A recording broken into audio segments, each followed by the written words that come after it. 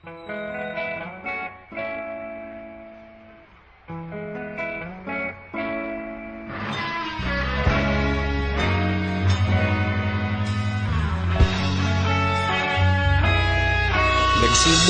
ang lahat sa eskwela, nagsama-samang 12 sa kalokohan at sa tuksuhan, hindi maawat sa isa't isa. Madalas ang standby sa cafeteria, isang barkada na kay saya. Laging may hawak-hawak na gitara, konting udyok lamang kakanta na. Kay simple lamang ng buhay nun, walang mabibigat na suliranin. Problema lamang laging kulang ang datong. Sana napunta ang panahon? Sana nga ba? Sana nga ba? Sana napunta ang panahon? Sana nga ba? Sana nga ba? Sana napunta ang panahon? Sa unang ligaw kayo'y magkasama, magkasabwat sa pambobola. Walang sikreto kayong tinatago, okay sarap ng samahang barkada. Nagkawatakan na sa kolehiyo, kanya-kanya na ang nilakaran.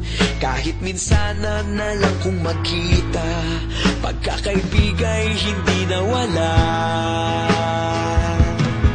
At kung saan man napadpad ang ilan, sa dating eskwela meron din naiwan. Meron pa ng mga ilang nawala na lang, nakakamiss ang dating samahan. Sana nga ba? Sana nga ba? Sana nga bang barkada ngayon? Sana nga ba?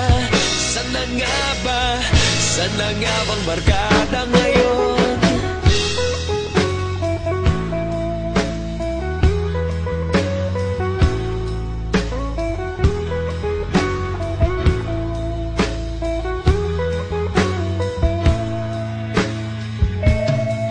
Ilang taon din ang nakalipas, wala pa sa aming tatay na nagsusumikap upang yumaman at guminhawang kinabukasan.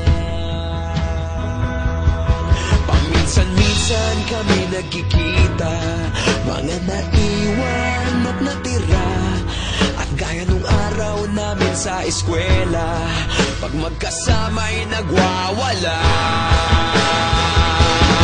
Napakahirap malimutan ang saya ng aming samahan. Kahit lumipas ng ilang taon, magkabarkada pa rin ngayon. Magkaibigan, magkaibigan, magkaibigan pa rin.